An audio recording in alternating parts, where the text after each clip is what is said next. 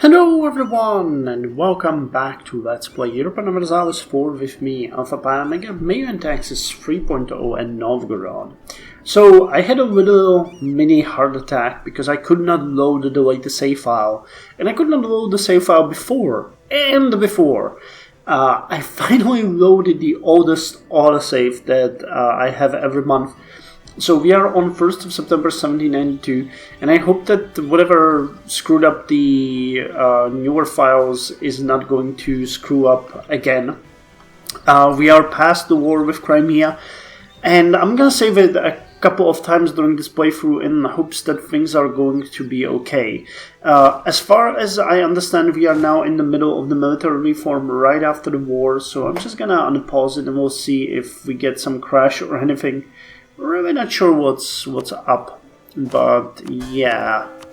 We're covering both of the provinces that we get, Poltava and Zaporizhzhia, and we're gonna have to have a timer for the next war with Crimea. I'm gonna invade them immediately once the peace treaty or the truce that we have with them runs out, and then I'm just gonna call it fine. We might want to fight the Ottomans as well for this little tiny piece of land. Plus, you know, once we get the borders with Ossetia and Circassia, I might annex them. I think it would be... they must have at least one core province that is close enough. Yes, so we can annex both of these, and we might invade some of the other provinces. We also have Shirvan here, Shirvan that we could annex and gain the entire border with the Turks, which could be kind of fine, you know. Oh yeah, Romanticism. I think we had that last time. Romanticism emerged as a rejection of the excesses of rationalism in the aftermath of the French Revolution. It was shaped by Jacques-Louis David and his students, who produced works of art that emphasized imagination and emotion. Many romantic works were original, violent, and sublime, and they captured the imagination of artists for generations. So we got that. We also finished the Third Republican Army, which I believe... Yep, we got 4 now. 1, 2, 3, 4. So we're just gonna stay here and drill. Everybody's drilling. You guys are not drilling. And we can get... What was it? Was it Standing Army? We have quantity? Yeah, we have quantity, and Standing Army will give us access to Grand Army. So, Standing Army, I know we went through it and that the ideas are pretty good. Movement speed is good, manpower recovery speed is great, national unrest will be very useful, standardized payment will be nice, though I'm not entirely sure why it gives siege ability. Reinforced speed is nice, army tradition is nice, and reinforced cost is awesome. So, expedition to northern China did not find opportunity, I'm okay with that. Our budget is doing so-so, but we have a lot in the treasury, and basically we have an even budget. And what do we have here? We're drilling, we can get to 32, if I see correctly, if we keep drilling for a while. And we can get the steam locomotive. So let's get that. Extra global trade power 20% for the next 7 years. So let's get it. It's 12th of January. Steam locomotive. Mines had used railroads for decades, allowing them to push heavy carts to settlements. The development of the steam engine took this even further, allowing the whole process to be automated. By 1804, the first steam locomotive was invented, and some countries began building short railroads between the mines and major cities nearby. So we're officially entering the Victoria times, where we can get the railroads. How are we doing on the colonies? I really don't want them to take Itelmen. We get 76 per year, even here. So it's gonna be done in a year. And if I send a colonist, how long is he gonna go there? Korea or Nurgan? Let's get you from Nurgan. Oh, I paused it. 310 days. Okay, let's do it. I can pay 1 month of increased colonial cost just to make sure that it's ours. And Anadir will be next. And then we're gonna turn our attention to the pesky Portuguese. I know that they are probably allied with England, which is a big issue. No, they're not. Okay. Okay, so war with Portugal is actually a good idea now. So, yeah, well, this will come to the forefront once we're done with Crimea. I'm not gonna risk anything right now. Plus, we do have some unrest. Most of it in the west, which is kind of a new thing for us. Yeah, just small things in the east, nothing major. I think that if a war breaks, or if a revolution breaks out, or riot, or rebels, spawn, we could raise an army here that could deal with it. Actually, I think I could build a small castle here, just to control the province. How long does it take? Is it 5 years? Yeah, 5 years. Meiou Taxes. Well, we need a port here somewhere. I mentioned that before. So is there any province that would be good for this? That would give us what we need. So the population in here is 12,000. You guys got 12,000. Ochota has 17,000. Okay, Magadan. Magadan we can't really see, but it's 13,000. Gidan is 13. Koreak is 14, and you guys got 12. So it seems like Ochota would be the best place to do it. Oh, there's even a minor. Oh, what the hell? This is obviously a well-adjusted city. Okay, there's already people living here. So we might want to invest in this province and see if we can build a stable center here. So it's going to be another project.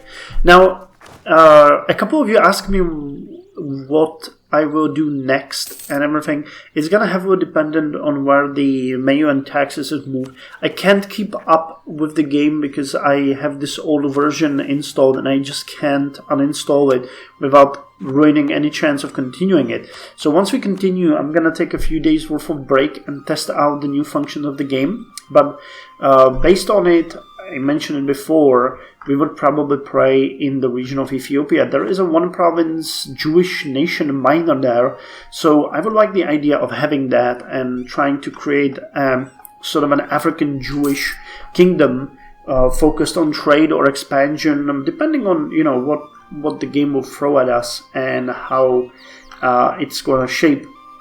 We promised things before. Roleplay wise, it always turns different ways, so we would see. But here, you guys, I would like to see you construct me a building. Not a garrison per se. Let's instead build irrigation, rank 2.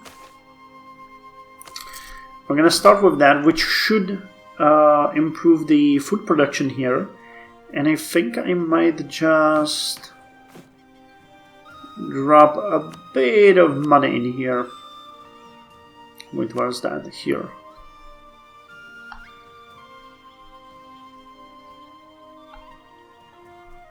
Okay, can I not select this province? What's going on? Wait. I have to do that, I guess, differently. Mines, first, farmlands. So we can invest a bit in here and a bit in fishery. Okay. And maybe a bit in commercial. We'll see how much that's gonna do, if they will be able to hold this. But I would like to invest in this province heavily to make a sort of a, it's not Vladivostok, you know, because that's a bit more south, but you know, it could be cool. And now they grab the other province. Good for them, you know. We're gonna go east and south. Haha. So it's February 1794, and we are working on the construction in Ochota. It hasn't moved yet, so we'll see how it's gonna go. We finished the colonization of Magadan, and we started the colonization of Itelmen, like a clock. Anyway, we lost the stability point due to the fact that we are lowering the power of the burghers, and they are a bit uppity. Plus, we revoked the privilege of the nobles, if you remember that. So, things are not that great. We're losing a bit of support from left and right, but we'll do it, you know, we'll do it. The war with Crimea is just going to be a formality at this point. We're just going to invade and destroy them. Unless they get some other major alliance going on, they're not going to be a problem. I'd actually like to maybe invite Egypt into the war, seeing that they might get a huge territories from Damascus, and I'd like to support them that way. But, you know, what do I know? The next province that we're going to finish colonizing is going to be Uda. So once that one is done, I am going to start the colonization of Anadyr. I don't know. Send you to Central Africa, for example. I don't know where you could get us something. It's just probably, you know, wasting money at this point. As far as development goes, we are now on par and maybe even surpassing France. 141. Okay, we surpassed Paris, so I guess that Veliki Novgorod is now the most developed province in Europe and Western Asia. It's nowhere near the developments. Well, actually, no. We are now at 203. Okay, so that's not happening. But having 146 in Veliki Novgorod is great. Nizhny Novgorod has 102. We got Saray al-Jadid with 64. Moscow has 71. Zavolozhye has 73, which makes me happy. You know, that's one of the earliest provinces that I had. Though, interestingly, most of the development is rural, while in Veliki Novgorod, most of that development is urban. So that's a big difference. Nizhny Novgorod is about half and half. Moskva leans towards urban. Saray al-Jadid leans towards urban. Actually, there seems to be no farming whatsoever. Yeah, there's 140,000 residents and only 57,000 peasants. That's interesting. Well, in Veliki Novgorod, it's 500,000. Wow, we just broke 500,000 residents and 191,000 peasants. And Zavolozhye, it should be the other way around. We have almost 400,000 peasants and only 17,000 residents. So very small city there. Cool, let's take the first standing army ideas, which is regular operations. When you have thousands of soldiers in service during peacetime, you have to give them something to do. Routine maneuvers keep them occupied and identify the operational realities of certain hypothetical scenarios. So movement speed plus 10%. Okay. A couple of you asked me also about the cultures. I can show you that, but the problem with cultures is that there is no cultural conversion right now. So basically what it was is still now, and the only places that are changing are the east. So you can see the Novgorodian going all the way to the east. These are all the conquered territories that will never convert because that one is not really working now. And for some reason, the newly colonized provinces are not taking on our culture. I'm not sure why that is. Maybe they're scripted that way, but yeah, you know, the Novgorodian is not spreading here. It's weird. Not sure what's up with that. Plus these ones, well, for example, this one did, but the other didn't. I think that might have something to do with the bug. Okay, same here. We have Sapmi. Though, yeah, these were not wastelands. These were conquered provinces, so that's the cultures. As far as America goes, it's like this. Portuguese has the central territories. We get a bit of the original nations, like Cree. There's a bit of Britain. We get Novgorodian on the north and west. And in the south, it's mostly Portuguese, Breton. There's some English and Castilian. There's Aymara, Breton. Oh, it's funny they created their own French Guiana here. But it's Breton. Yeah, the destruction of France is really interesting. I never seen anything like that happen. I guess that they get a lot of push from events, because in this one, most of the events that lead to creation of nations are completely off. So in this case, England held Aquitaine, then annexed it. Burgundy, together with Brittany and England, just demolished France. I was kind of shocked that the Spanish unification failed, but you can see that there's no conflict between Spain and Portugal, which usually breaks out as well. There's also no push from Spain into Africa, so Fez is secure. Kind of weird. Unification of Italy also never happened. Bohemia moved north while most of its territory was swallowed by Austria, and we get elections, unfortunately. Well, we need another military candidate. There is conquest ahead of us. 444. 444. Continue with the current leadership. Let's see who he is. We are again having problems with land force summit, but that's normal. I don't know. I think that it has been scaled in properly. For a nation like Novgorod, I think we should have more. Though there really is no way to see the overall population, I think. Could we? Common interaction. This is bureaucracy instability. There was a way to see it, but I'm not entirely sure how to do it. Well, I could probably. I could do one thing. I can clear select all provinces over industrious. Okay, so that works well with my plan to develop the nation. Okay, we're gonna select it. I'm gonna stop it before it crashes on me, and conduct census.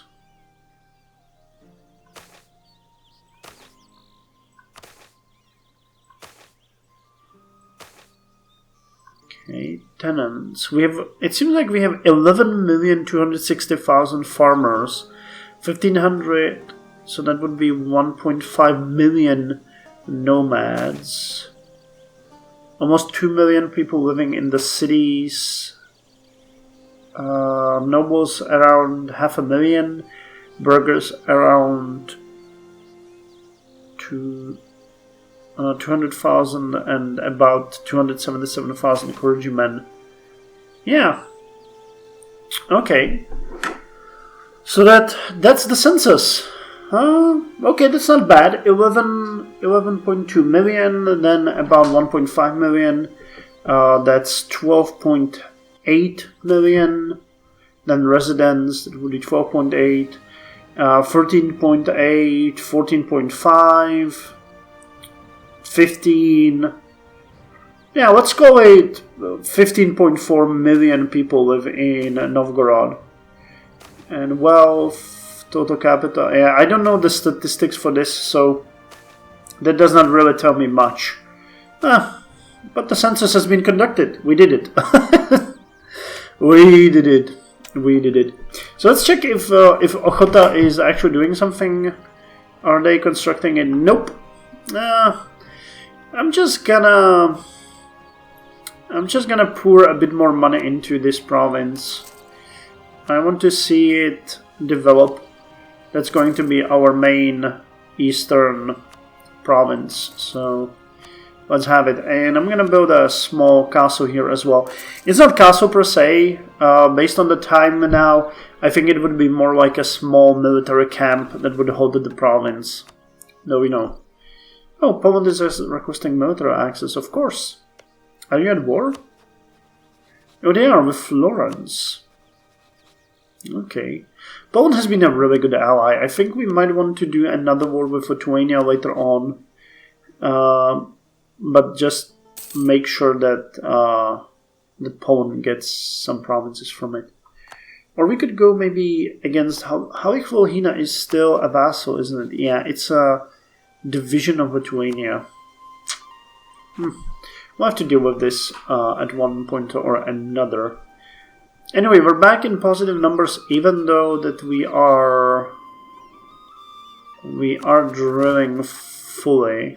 Oh wait, I think we are not drilling fully. One of these probably... Yeah, you had the king. So you're assigned to Gotland detachment. We don't need you, so you're gonna drill here. And we're back at negative numbers again. Okay. Anyway, that's all from me. I'll see you with the next episode. We are slowly moving towards the attack on Crimea, but we have 5 more years. Yeah, I did a little overview because I wanted to see some things for myself, and I think we're doing fine.